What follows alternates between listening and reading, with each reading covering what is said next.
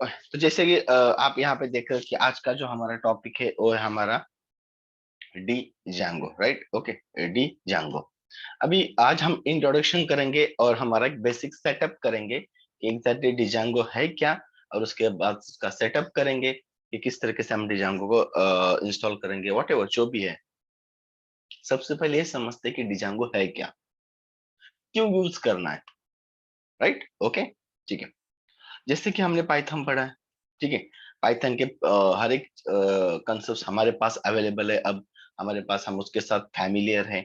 तो पाइथन हमारे पास, अभी हम पाइथन के लिए फैमिलियर है, हमें पता है कि पाइथन कैसे होता है, कैसे एग्जीक्यूट करना है, कौन से कैसे प्रोग्राम लिखने हैं, वॉट एवर। बट क्वेश्चन ऐसा आता है कि मुझे एक वेब बेस्ड एप्लीकेशन क्रिएट करना है। क्या करना है?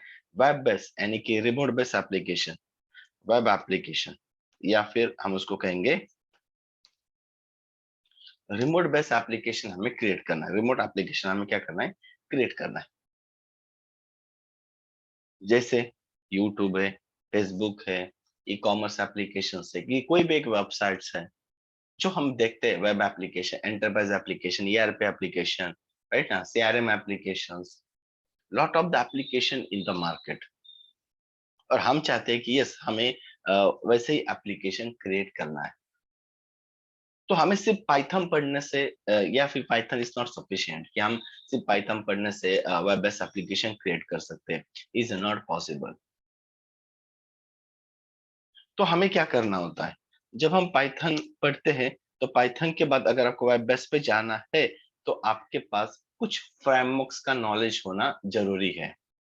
वेब फ्रेमवर्क्स जो हमें हेल्प करेंगे to create your the remote based application, web based applications, जिसमें आता है हमारा डिजांगो या फ्लास्क या पिरामिड। सो और भी कुछ है जो यूज करते हैं, बट ये दो बहुत फेमस फ्रेमवर्क्स आते हैं इंडस्ट्री में, डिजांगो, ओके, स्पेलिंग गलत लिखा है, डिजांगो एंड फ्लास्क, ठीक है। अब हम इसमें से भी हम पढ़ने वाले हैं हमारा डिजांगो, है ना। फ्लास्क एक छोटा फ्रेमवर्क्स आता है, ओके, बेसिक फ्रेमवर्क्स आता है। डिजांगो इज अ बिग फ्रेमवर्क्स जो जाना जाता है वेब बेस्ड एप्लीकेशन क्रिएट करने के लिए पाइथन में। अगर उसका बेस्ट एग्जांपल अगर मैं दूं, तो यूट्यूब, जो यूट्यूब हम देख रहे हैं, ये पूरा डिजांगो बेस्ड है, राइट? ओके। तो ऐसे बहुत सारे एप्लीकेशन है जो डिजांगो बेस पे बनाए गए हैं।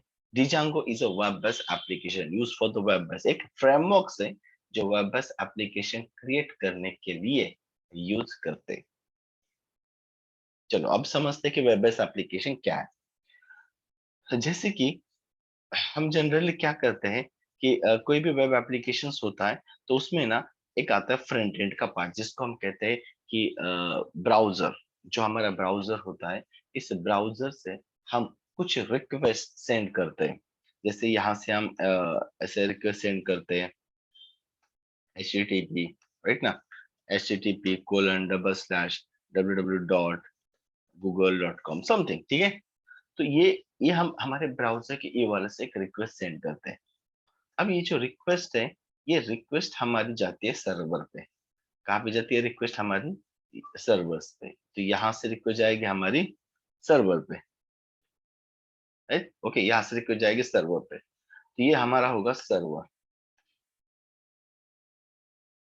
तो सर्वर भी एक सिस्टम, एक मशीन होता है, एक सेंट्रलाइज लोकेशन पे उसको रखा होता है, एंड वो एक फाइबर ऑप्टिक केबल से कनेक्टेड होता है, जिसको हम सर्वर कहते हैं, जिसका काम होता है जो भी रिक्वेस्ट आएगी, रिक्वेस्ट को लेना और रिस्पॉन्स को देना।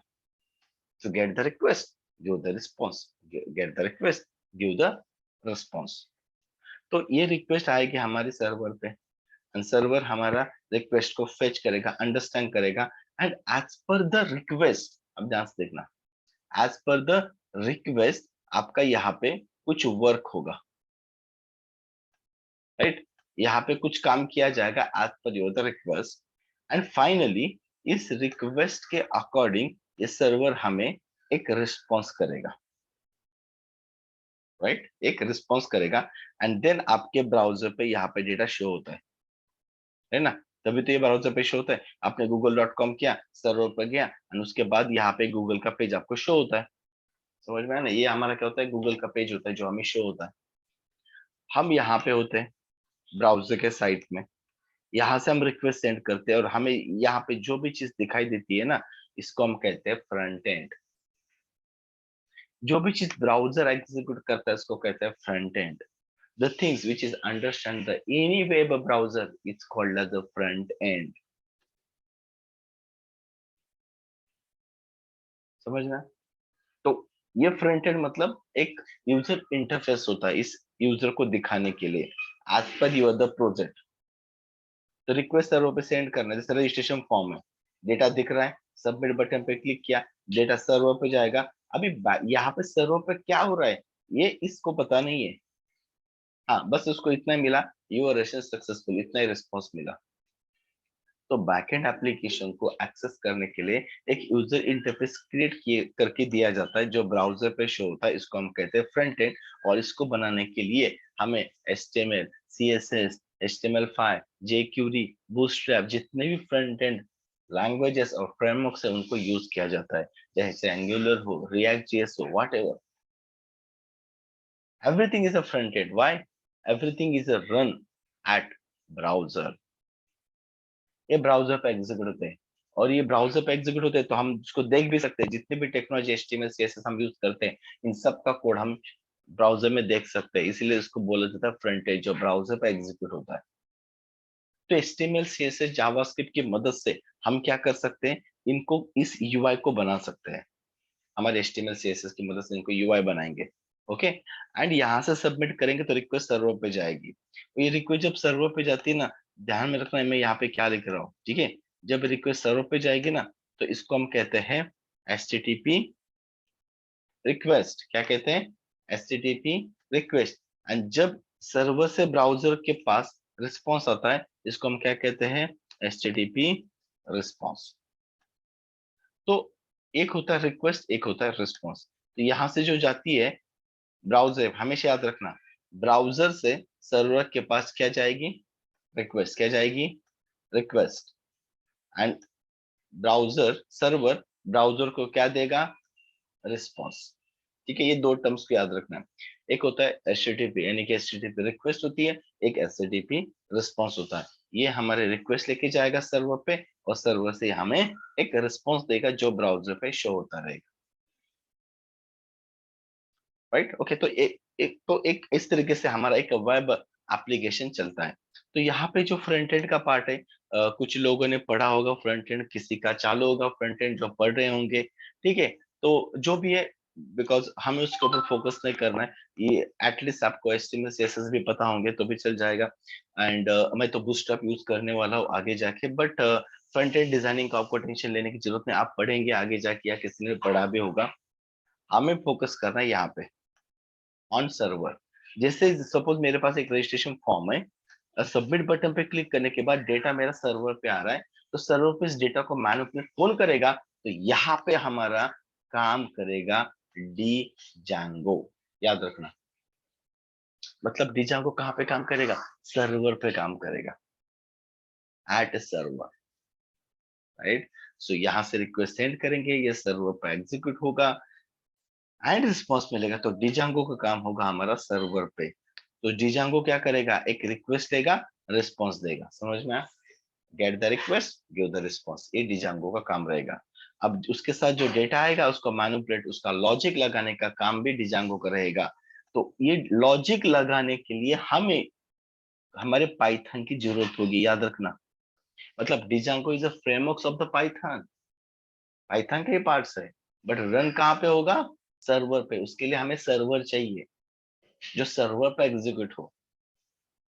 सेकंड थिंग, उसमें जो लॉजिक लगेगा वो यहाँ से आने वाला है, लूप लगाना है पाइथन से आएगा, लिस्ट लगानी है, टपल्स लगाने हैं, सेट यूज करने हैं, फाइल हैंडलिंग करने हैं, उप्स कंसेप्ट यूज करने हैं, इफ एल्स यूज करना है। जो भी हमने पढ़ा है वही डिजांगो में यूज होगा, सिर्फ उसके फ्रेमवर्क्स के अंदर, उसके सिंटैक्स के अंदर हमें इसको फॉलो करना है। राइट? मतलब लॉजिक तो हमारा कोर यानी कि हमारे पाइथन के फंडामेंटल से ही लगता है हमेशा। तो टर्म्स को समझ लो, क्लियर कर लो, फ्रंट एंड हमारा होगा जो HTML CSS से बनेगा, और यहाँ से जो रिक्वेस्ट आएगी ब्राउजर से हमारे सर्वर पे, तो यहाँ पे हमारा डिजांगो काम करेगा, जो आने वाले रिक्वेस्ट को फेच करके एक रिस्पॉन्स देगा। Okay, clear? डिजांगो कहाँ पे रन होगा? सर्वर पे। तो डिजांगो एक एमवीटी पैटर्न में काम करता है। हमेशा इंटरेस्ट में क्वेश्चन करते हैं, और एमवीटी और एमवीसी, यानी कि एमवीसी मोस्टली एमवीसी से बोला जाता है, एमवीसी इसको हम कहते हैं मॉडल व्यू कंट्रोलर। और हमारा डिजांगो जो है ना, वो एमवीटी पैटर्न पे काम करता है, मॉडल व्यू टेम्पलेट। हालांकि दोनों का फंडा सेम ही है, चाहे एमवीसी हो या एमवीटी, काम तो दोनों में वही है, सिर्फ इसको बोला जाता है एमवीटी मॉडल व्यू टेम्पलेट, और इसको बोला जाता है मॉडल व्यू कंट्रोलर। ठीक है, ओके। डिजांगो एक एमवीटी पैटर्न को फॉलो करता है। जैसे ऑब्जेक्ट ओरिएंटेड एक डिजाइनिंग पैटर्न होता है ना, किसी भी प्रोजेक्ट को डिजाइन करना है तो आप उप्स कंसेप्ट्स की मदद से हम डिजाइन कर सकते हैं, क्लासेस, ऑब्जेक्ट्स। तो उसी तरह अगर कोई भी आपको वेब एप्लीकेशन क्रिएट करना है, तो हमें एमवीटी पैटर्न को फॉलो करना चाहिए। जो डिजांगो हमारा एक एमवीटी पैटर्न को फॉलो करता है। एमवीटी मॉडल व्यू टेम्पलेट, इसका मतलब क्या होता है? देखिए, मॉडल का मतलब होता है डेटाबेस। मतलब देखिए कि हम वे कोई भी वेब एप्लीकेशन बनाएंगे तो उसको उन्होंने 3 पार्ट्स में डिवाइड कर दिया। एमवीटी मॉडल का मतलब होता है डेटाबेस। जैसे यहाँ पे रजिस्ट्रेशन फॉर्म हमने बनाया फ्रंट एंड HTML से, सबमिट बटन पे कोई भी क्लिक करेगा, डेटा आएगा सर्वर पे, HTTP रिक्वेस्ट की मदद से डिजांगो उसको फेच करेगा, और फाइनली एक डेटाबेस में स्टोर भी करवाएगा ना, एक डेटाबेस भी रहेगा सर्वर पे, और यहाँ से डेटाबेस में डेटा स्टोर करेगा। तो डेटाबेस का काम करने वाला रहेगा मॉडल। तो मॉडल का मतलब होगा प्योरली डेटाबेस, याद रखना, इस टर्म्स को याद रखना। डेटाबेस का मतलब होगा model.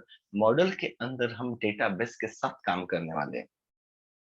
We and T, T का मतलब होता है टेम्पलेट, यानी कि डिजाइनिंग यूआई का पार्ट। जो यहाँ पे जो ब्राउजर पे शो होता है, इसको हम कहते हैं टेम्पलेट। इसको हम क्या कहते हैं? टेम्पलेट। जो व्यू होगा, डिजाइनिंग का पार्ट होगा, जिसको हम क्या कहते हैं? टेम्पलेट। इसको हम फ्रंट एंड भी कह सकते हैं। Template is a front end part. And view क्या होगा? व्यू इन दोनों को मैनेज करने वाला, मॉडल एंड टेम्पलेट को मैनेज करने वाला, सर्वर पे एग्जीक्यूट होने वाला एक व्यू होगा, जिसके अंदर हमारे लॉजिक्स होंगे, दोनों को कंट्रोल करेगा। इसको, टेम्पलेट्स को भी एंड हमारे मॉडल को भी। ये कौन कंट्रोल करेगा? हमारा व्यू। व्यू दोनों को क्या करेगा? हैंडल करेगा, मैनेज करेगा। उसके अंदर हमारे लॉजिक्स पुट्स करेंगे हम। ये होगा हमारा मॉडल व्यू टेम्पलेट। व्यू दोनों को मैनेज करेगा, याद रखना, ठीक है? मैं बताऊंगा, ठीक है? बट तीनों का नाम पहले क्लियर कर लो। एमवीटी का मतलब मॉडल, जो डेटाबेस का काम होगा, क्या नहीं होगा हम आगे देखेंगे। समझ लो, एम का मतलब मॉडल, डेटाबेस का काम होगा। वी का मतलब जहां पे लॉजिक बिल्डअप होंगे। व्यू दोनों को हैंडल करेगा, मॉडल को भी एंड टेम्पलेट्स को भी। एंड टेम्पलेट्स हमारा होगा जो फ्रंट एंड का पार्ट होगा, जो हमारे डिजाइनिंग का पार्ट होगा, ठीक है? ओके, चलिए। तो अब हमारा डिजांगो एमवीटी कौन से बेसिस पे काम करता है, उसका स्ट्रक्चर क्या है? ठीक है, अब देखिए, मैं यहाँ पे आपको ड्रॉ करके दिखाता हूँ, या फिर चलो मैं किसी एक इस पे से भी दिखा देता हूँ आपको, एक ऑनलाइन। ठीक है, मतलब आपको थोड़ा और आइडिया आ जाएगी। मैं यहाँ पे लिखता हूँ एमवीटी डिजांगो, ठीक है? ओके, तो एमवीटी का मतलब यहाँ पे आपको क्लियर दिख रहा है, मॉडल व्यू टेम्पलेट्स, या फिर आपको सिर्फ यहाँ पे डिजांगो डाल दीजिए। यहाँ पे आप देख सकते हो, Django is a free open source है, पाइथन बेस्ड वेब फ्रेमवर्क्स। मैंने कहा क्या कि ये वेब फ्रेमवर्क्स है। अगर आपको वेब एप्लीकेशन क्रिएट करने हैं, सिर्फ पाइथन से हम क्रिएट नहीं कर सकते, तो हमें फ्रेमवर्क चाहिए जिसमें डिजांगो आता है, फ्लास्क आता है, ठीक है? But Django is a big framework जो मोस्टली एमएनसी कंपनी सब लोग यूज करते हैं। तो ये आएगा, Django is a free and open source Python based web frameworks that follows the model template view। समझ में? एमवीटी मॉडल व्यू टेम्पलेट, तीनों का कॉम्बिनेशन, मॉडल व्यू टेम्पलेट। समझ में? ठीक है, इनको क्या करता है? इस पैटर्न को, इस आर्किटेक्चर पैटर्न को फॉलो करता है। ओके, ठीक है। सो ये किस में लिखा है? ऑब्वियसली पाइथन में लिखा है। ओके चलो, सो डिजांगो। ओके, इसके बाद अब हम थोड़ा सा इसके इमेज पे जाते हैं। डिजांगो मैं यहाँ पे एमवीटी लिखता हूँ, एमवीटी आर्किटेक्चर को लिखता हूँ। ओके, अब ये कैसे काम करता है, अगर मैं यहाँ पे इसके इमेजेस में जाता हूँ, मैं आपको पहले इसका फ्लो समझा देता हूँ। कोई भी उठा लो, कोई भी उठा लो, यहाँ से कोई भी एक इमेज उठा लो, मैं इसको ना एक्सप्लेन कर रहा हूँ, अभी ध्यान से देखना, क्योंकि अभी ये हम करने वाले, धीरे धीरे समझ में आ जाएगा। एंड कुछ स्टार्टिंग में आपको कुछ चीजें थोड़ा कॉम्प्लेक्स लग सकती है, बट ट्रस्ट में 4-5 सेशन के बाद same same same same flow अगर हम करेंगे, तो आप कॉन्फिडेंट हो जाओगे कि अरे हाँ यही तो है। तो स्टार्टिंग में आपको थोड़ा सा कॉम्प्लेक्स लग सकता है, बिकॉज ये सब सारी चीजें आपके लिए न्यू रहेगी इसलिए। ओके, तो डरने की बात नहीं, 2-3 3-4 सेशन के बाद आपको फ्लो समझ में आ जाएगा एक बार, तो इजीली आप काम कर सकते हो। ठीक है, पहले फ्लो को समझ लो, उसके पैटर्न को समझ लो, कौन पहले एग्जीक्यूट होगा, कौन कहाँ पे जाएगा, उसका फ्लो लाइफ साइकिल समझ लो पहले। ओके, इसलिए मैंने इस इमेज को यहाँ पे ओपन कर दिया है। ओके, हालांकि कोई भी इमेज ओपन कर लो, वही कंसेप्ट बताने वाली है। ठीक है, ओके। सो जैसे कि यहाँ पे आप नोटिस करोगे, आई होप सबको दिखाई दे रहा होगा, राइट। ओके, तो यहाँ पे कैसा है कि आप यहाँ पे सबसे पहले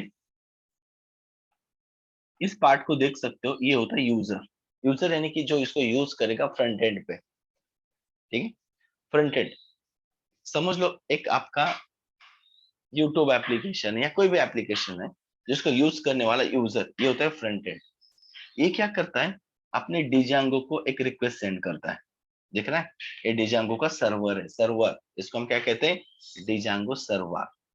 तो डिजांगो सर्वर पे एग्जीक्यूट हो रहा है, तो सर्वर है, सर्वर पे डिजांगो है, वहां पे उसको एक रिक्वेस्ट उसने सेंड कर दी।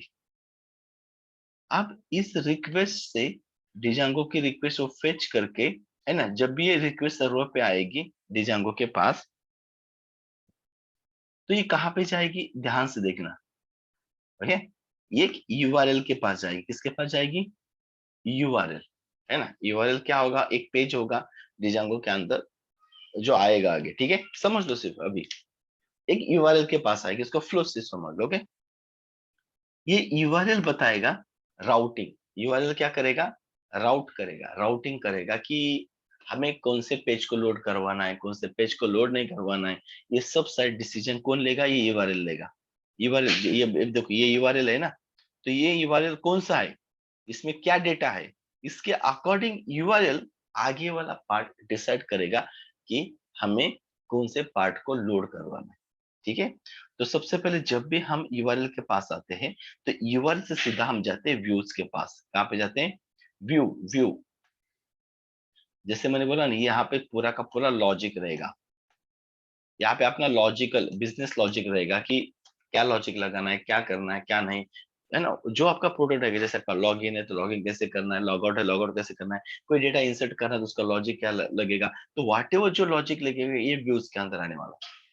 तो व्यूज के आपका लॉजिक लगेगा। इसके बाद व्यूज के बाद जो डेटा मिलेगा, अगर व्यूज को कुछ डेटा इंसर्ट करवाना, जैसे देखो फ्रंट एंड से डेटा यूजर ने सबमिट किया फॉर्म, यहाँ पे उसका डेटा मिल चुका है, उसने यहाँ पे लॉजिक भी लगा दिया। अब फाइनली डेटा डेटाबेस में सबमिट करना है ना, तो व्यूज किसको लोड करेगा, मॉडल को। मैंने बोला मॉडल का मतलब डेटाबेस, तो ये पूरा का पूरा डेटा लेके जाएगा हमारे डेटाबेस मॉडल्स के अंदर। एंड एंड या फिर डेटाबेस मॉडल से डेटा लेके भी आ सकता है, इसलिए देखो दोनों तरफ एरो है। मतलब ये व्यूज, व्यूज क्या करेगा, मॉडल को डेटा दे भी सकता है या फिर मॉडल से डेटा ले भी सकता है। ठीक है, दोनों। इसके बाद या फिर व्यू कहाँ पे जा सकता है, टेम्पलेट के पास, डिजाइनिंग, जो फाइनली यूजर को दिखाना है, उस टेम्पलेट के पास भी जा सकता है। तो ये देखो टेम्पलेट्स को लोड भी कर सकता है या फिर वहां से डेटा लेके भी आ सकता है। ठीक है, ओके। तो व्यूज के पास क्या होगा, एक तो मॉडल आएगा एंड टेम्पलेट्स भी आएगा। अब इस दोनों को फिर से देखो ना, रिवर्स ऑर्डर में लेके सर्वर पे लेके यूजर को शो करवाएगा, सबका डबल एरो है। मॉडल, व्यू, टेम्पलेट, ये पैटर्न को हमें फॉलो करना है। हम फ्रंट एंड से रिक्वेस्ट सेंड करेंगे सर्वर पे, ये सबसे पहले यूआरएस को लोड करेगा। यूआरएस क्या होगा, ये डिसाइड करेगा राउटिंग, कि कौन सा पेज लोड होगा, कौन सा पेज लोड नहीं होगा। इसके बाद ये जाएगा व्यूज में, एंड व्यूज से मॉडल नहीं तो टेम्पलेट्स, जिसको लोड करना है उसको लोड करेगा। ठीक है, समझ में? ओके, तो ये जब हम प्रैक्टिकली करेंगे तो ज्यादा क्लियर हो जाएगा। ठीक है, बट थोड़ा सा एक माइंड में इसकी इसकी पिक्चर है ना, थोड़ा माइंड में सेट करके रखना कि एक फ्रंट एंड से रिक्वेस्ट आएगी डिजांगो सर्वर के पास, वहां से हम यूआरएल में जाने वाले फिक्स है।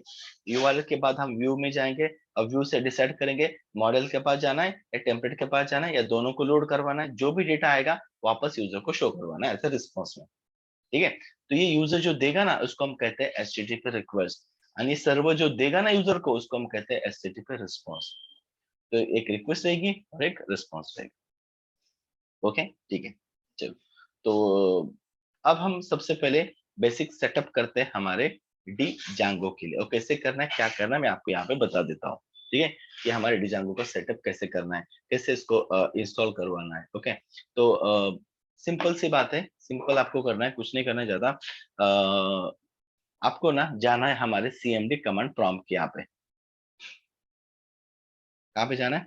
Windows are CMD. सीएमडी जो हम पहले भी देख चुके हैं। ठीक है, किसी के लिए न्यू नहीं है ये चीज। इसको थोड़ा जूम आउट करता हूँ, ज्यादा ही जूम हो गया। ठीक है, परफेक्ट है। ओके, सो अब यहाँ पे ना मुझे क्या करना है, मुझे करना है हमारे डिजांगो को इंस्टॉल। ओके, हमें क्या करना है, हमारे डिजांगो जो वेब फ्रेमवर्क है उसको करना है इंस्टॉल। तो इसको इंस्टॉल करने के लिए हमारे पास पिप होना चाहिए, पाइथन पैकेज मैनेजर, ऑलरेडी हमने पढ़ा है।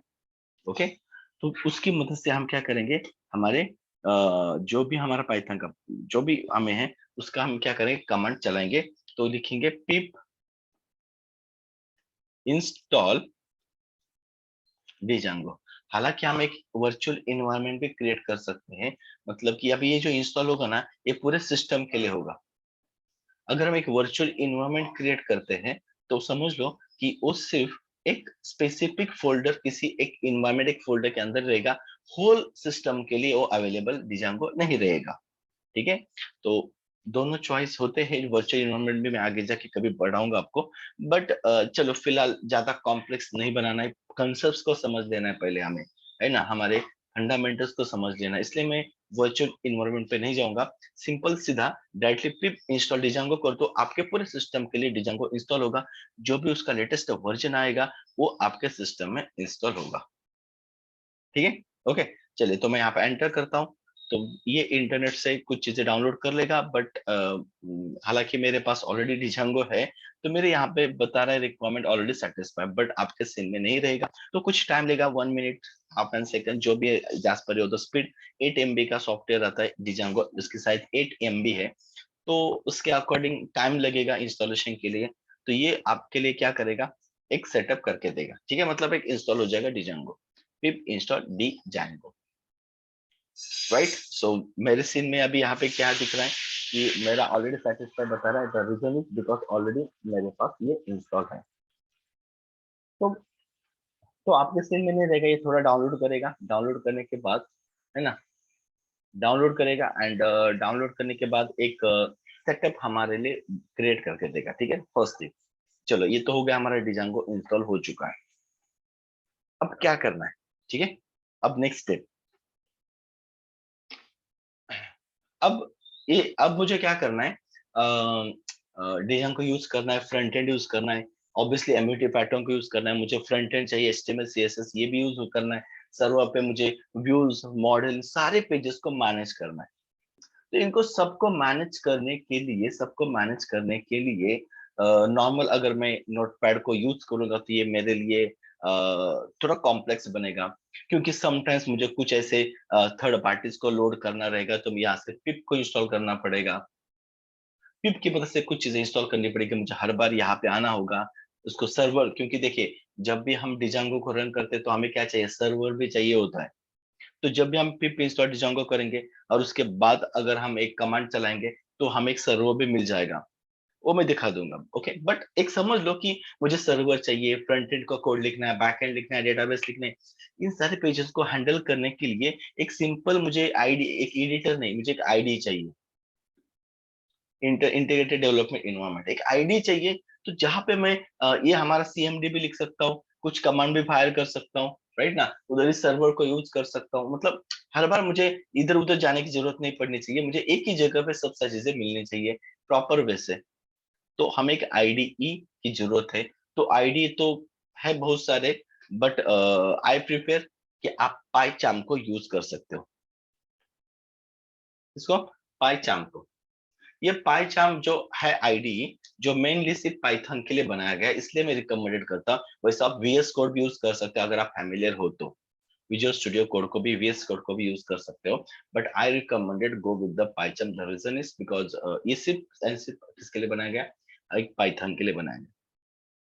ठीक है, पाइचार्म तो आप यहाँ पे जाके देख सकते हो।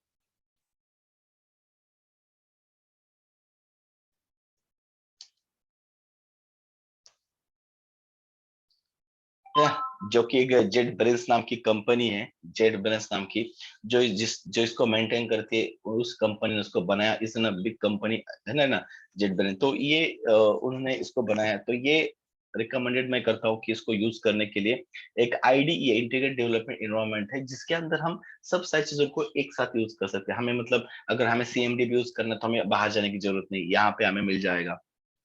फाइल्स को मैनेज हम इजीली कर सकते हैं, राइट ना। थोड़े सपोर्टिव टूल्स मिल जाते हैं, AI यानी कि AI के भी टूल्स हम यहाँ पे मिल जाते हैं इजीली कोड को आसान बनाने के लिए। ठीक है, तो समझ लो कि एक बेस्ट है, तो आप यहाँ से इसको डाउनलोड कर सकते हो।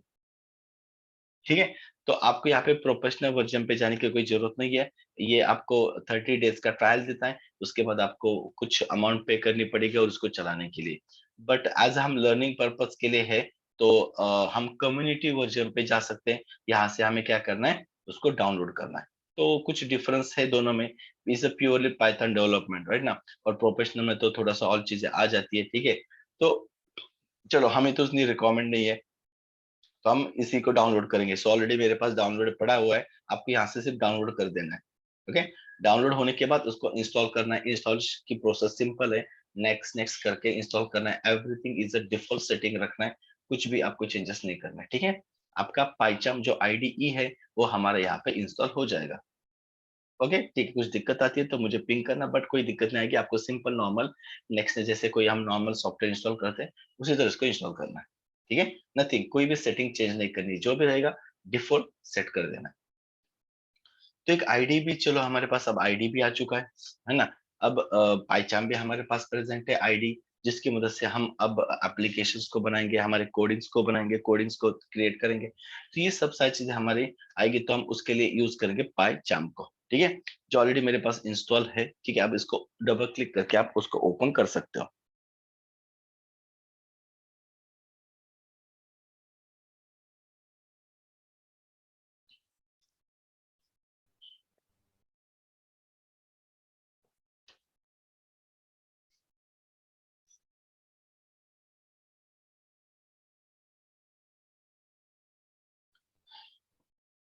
ठीक है, चलिए कोई बात नहीं। अब मैं यहाँ पे एक कैसे यूज कर रहा हूँ, मैं यहाँ पे आ रहा हूँ फाइल में, न्यू प्रोजेक्ट क्रिएट कर प्रोजेक्ट। ठीक है, ओके। जब हम यहाँ पे आते हैं न्यू प्रोजेक्ट में, तो पहले आपको यहाँ पे डायरेक्टरी सिलेक्ट करने की, आपको प्रोजेक्ट को रखना कहाँ पे है। क्लियर, ठीक है, ये आप कर लोगे। तो फिलहाल मेरे पास ई डायरेक्टरी के अंदर डिजांगो नाम का फोल्डर है, जिसके अंदर मैं अपने प्रोजेक्ट को बनाऊंगा। ठीक है, तो मैंने यहाँ पे लिखा पाइथन बैच 4। ठीक है, सो एक मैंने फोल्डर क्रिएट कर दिया पाइथन बैच नाम 4 का। ठीक है, अब इसके बाद ना कुछ सेटिंग्स करनी है। थोड़ा सा आपके दैट टाइम आपके रिक्वायरमेंट के हिसाब से कुछ यहाँ पे चेंजेस हो सकते हैं, आपके सिस्टम एज पर आपके इंस्टॉलेशन, जो भी आपके पास पाइथन इंटरप्रेटर है इसके हिसाब से। बट आइडियली यहाँ पे ना आपको क्या करना है, देखो, जैसे इसको आपने इसको एक एक क्या इसको बड़ा कर दिया, और यहाँ पे ना ये जो देखो, आपका हो सकता है यहाँ पे क्लिक क्लिक हो, new environment using virtual environment. मैंने बोला ना, एक वर्चुअल इन्वायरमेंट भी हम क्रिएट कर सकते हैं, तो यहाँ से भी आपका वर्चुअल इन्वायरमेंट क्रिएट हो जाता है ना, ताकि यहाँ से हम फिर से डिजाइन को इंस्टॉल करेंगे, जो सिर्फ सिर्फ इसी फोल्डर के लिए रहेगा। अब हमने क्या किया, पहले पूरा पूरे हमारे सिस्टम के लिए हमने क्या किया, डिजाइन को इंस्टॉल किया। ठीक है, इसलिए हम इन्वायरमेंट में नहीं जाएंगे। ठीक है, थोड़ा सा और भी ये थोड़ी चीजें कॉम्प्लेक्स बन जाएगी, थोड़ा इजी वे से हम उसको पढ़ेंगे। पहले यहाँ पे देखिए, प्रीवियस कॉन्फ़िगरेशन इंटरप्रेटर को सिलेक्ट करना है। हो सकता है ये हमारा यहाँ पे आपका कुछ चीजें ना आए, ठीक है। तो आपको सिंपल यहाँ पे जाके यहाँ से सिस्टम इंटरप्रेटर को सिलेक्ट करना पड़ेगा।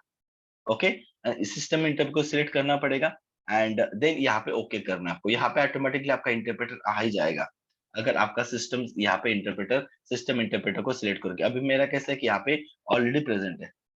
ओके, कहाँ पे आता है ये देखिए, सी ड्राइव के अंदर यूजर आपका फोल्डर का नेम आएगा app data local programs python, python का वर्जन पाइथन डॉट ई ये इंटरप्रेटर हमने यहाँ से लोड कर दिया। कहाँ से समझ में आया? Previous configured interpreter.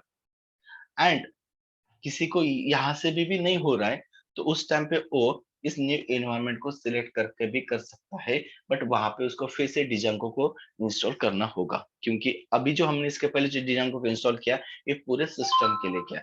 एक वर्चुअल इन्वायरमेंट जो होता है उसमें आपको सेपरेटली डिजांगो को इंस्टॉल करना पड़ता है सिर्फ उसी फोल्डर के लिए।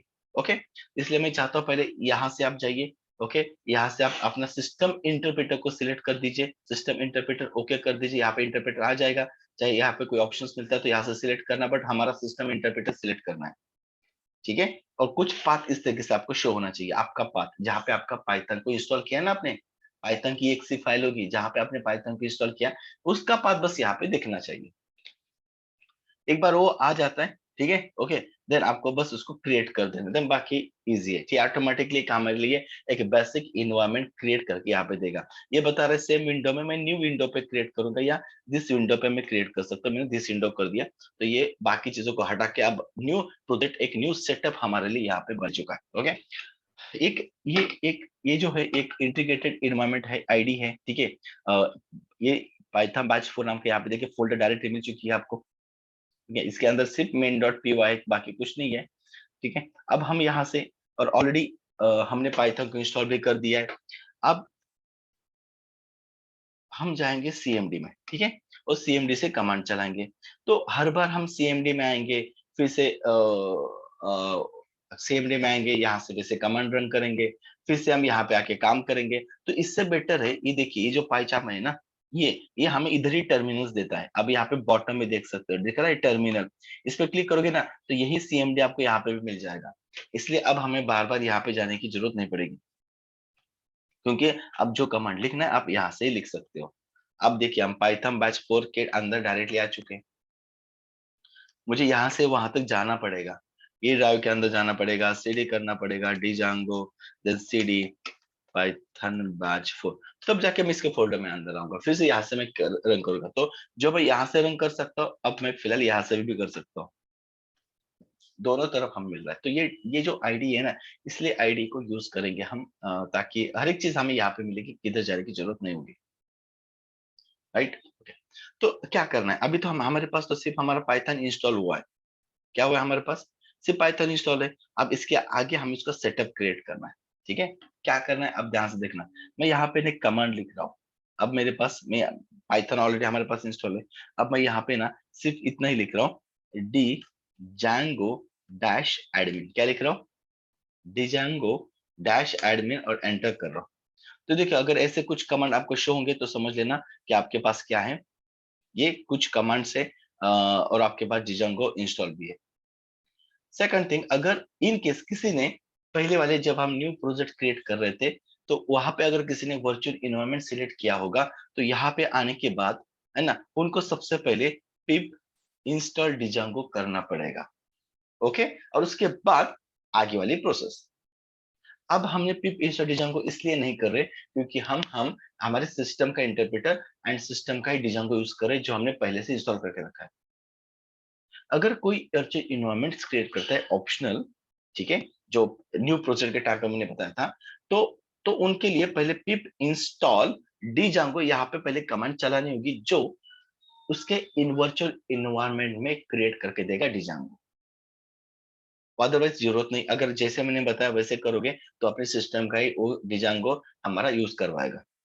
ठीक है, तो तब हमें जरूरत नहीं होगी। अब हमें क्या करना है, डिजांगो हमने एडमिन लिखा तो कुछ यहाँ पे हमें कमांड्स दिख रही है, उसमें से हम एक कमांड्स को यूज करेंगे जिसका नाम है स्टार्ट प्रोजेक्ट।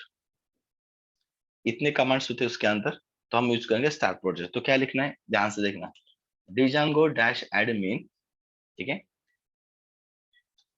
डिजांगो डैश एडमिन, और इसके आगे हमें लिखना है स्टार्ट प्रोजेक्ट। क्या लिखना है? स्टार्ट प्रोजेक्ट, यही लिखा है, स्टार्ट प्रोजेक्ट। और प्रोजेक्ट का नाम, जो आपको प्रोजेक्ट बनाना है, इस प्रोजेक्ट का नेम आपको यहाँ पे देना है। जैसे कि मैंने यहाँ पे दे दिया प्रोजेक्ट का नेम एनीथिंग, जैसे कि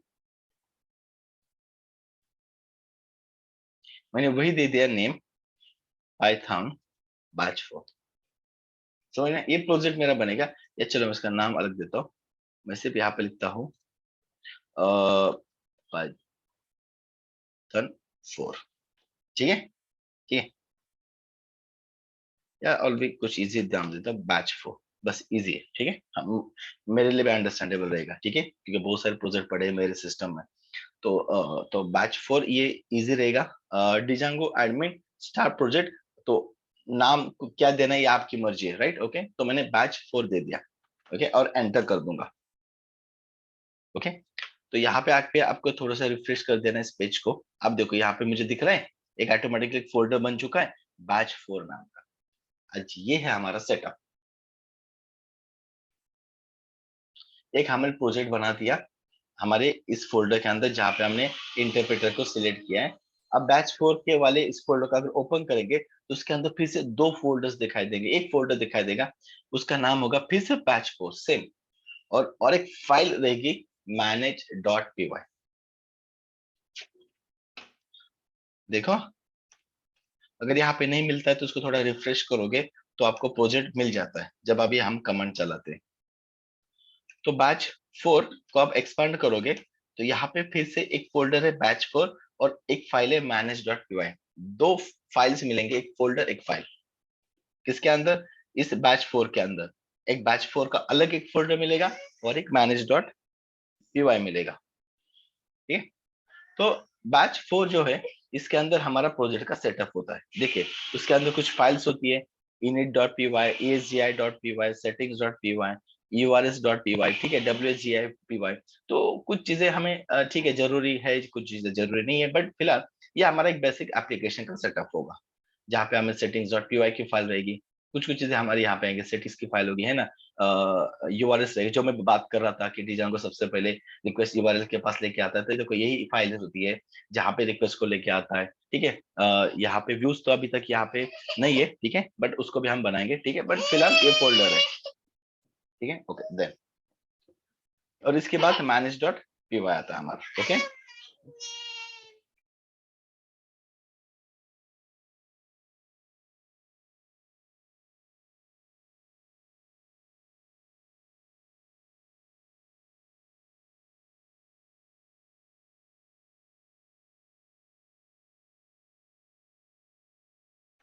या तो आपको यहाँ पे evals.py की फाइल मिल जाती है। तो ये सेटअप धीरे धीरे समझ लेंगे क्या क्या फाइल्स है कहाँ पे। फिलहाल जो हमारा मेन बैच 4 नाम का फोल्डर है, जिसके अंदर और एक फोल्डर है बैच 4 एंड देन manage.py। ठीक है, ये दो फाइल्स है, एक फोल्डर एक फाइल से। ओके, अब मुझे क्या करना है पता है? मुझे ना इस manage.py के फाइल तक पहुंचना है। कहाँ तक पहुंचना है? manage.py इस फाइल तक पहुंचना है। ठीक है, फिलहाल अब आपकी डायरेक्टरी देखो आप कहाँ पे हो। अब हम पाइथन बैच 4 के अंदर है, मुझे कहाँ पे जाना है? manage.py के फाइल के पास, राइट ना। तो अब भाई हम कहाँ पे? पाइथन बैच 4 इस फोल्डर के अंदर है, मुझे वहां से manage.py इस फाइल तक पहुंचना है। तो मुझे पहले इस फोल्डर के अंदर जाना पड़ेगा। तो इस फोल्डर के अंदर जाना है तो सीडी करते हैं हम, चेंज डायरेक्टरी, सीडी, उसके बाद फोल्डर का नेम जो कि हमारा बैच 4। आगे अब हम देखिए, अब इस फोल्डर के अंदर आ चुके, इसके अंदर अब मुझे यहाँ पे manage.py मिल रहा है। ठीक है, बस इसी manage.py को हमें चलाना है। ओके, यहाँ से हमारा सर्वर देखिए, जब भी हमने स्टार्ट प्रोजेक्ट किया तो ये हमें एक डेवलपमेंट सर्वर भी प्रोवाइड करके देता है, जहाँ पे हम हमारे डिजांगो को रन कर सकते हैं। एक बेसिक सेटअप एनवायरनमेंट हमें बना के देता है, सर्वर भी देता है, तो बस उसी को हमें चलाना है। तो यहाँ पे एक कमांड लिखनी है। क्या लिखना है कमांड? देखिए, मैं यहाँ पे लिखूंगा पी वाई, इस manage.py को रन करना है ना, तो हम कैसे करते हैं? पाइथन लिखते हैं और फाइल का नेम लिखते हैं, हमारे स्क्रिप्ट का नाम manage.py, वैसे लिखते हैं ना, रन करते हैं, तो वैसे रन करना है। पाइथन या py manage डॉट py और उसके बाद बस और एक कमांड लिखनी है, रन सर्वर। क्या लिखना है? Run server. Python manage dot py और उसके बाद क्या लिखना है? रन सर्वर और एंटर कर देना है। ये देखिए क्या क्या बता रहा है, इसने लिए कुछ सर्वर भी हमारे स्टार्ट कर दे दिया, वेटिंग, ये सब सारी चीजें। एंड ये बता भी रहा है कि देखिए आप इस HTTP 127.0.1:800 इस पोर्ट नंबर पे आप अपने इस प्रोजेक्ट को चला सकते हो। तो ये जो होता है ना, प्रीवियस वाला ये जो पार्ट होता है ना, जो यहाँ पे आपको मिला है, ये होता है हमारा होस्ट नेम। ये क्या होता है? Host name. जैसे google.com, facebook.com है ना, ये आते हैं ना। बट अब तो हम लाइव सर्वर पे नहीं रखे ना, ये तो हमारे सिस्टम के अंदर ही सर्वर है, वहां पे इसको चला रहे हैं। बस इसी को उठा के लाइव सर्वर पे डाल देना, हो गया काम।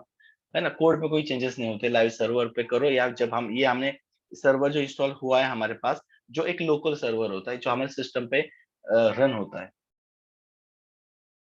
तो ये HTTP 127, तो यहाँ पे 127 उसका IP आता है, या फिर इसकी जगह पे आप लोकल होस्ट भी लिख सकते हो, समझ में? तो HTTP 127.0.1:800 ये उसका पोर्ट नंबर आता है। कौन से पोर्ट से कनेक्ट होगा, तो जब भी आप सर्वर चलाते हो तो पोर्ट नंबर आता ही है। तो ये बता रहा है कि आप यहाँ पे इसको चला सकते हो। तो लेट्स सी, मैं इस पे क्लिक करूंगा।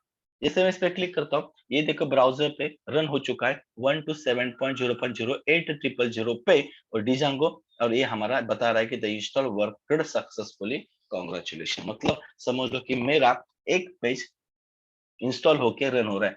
जब भी हमने पाइथन प्रोजेक्ट बनाया था, उसने एक डिफॉल्ट पेज हमें बना के दिया था, जो यहाँ पे दिख रहा है, ये यहाँ पे शो हो रहा है।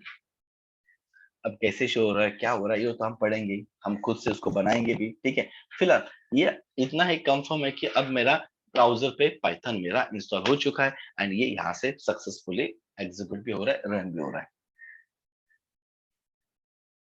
ठीक है।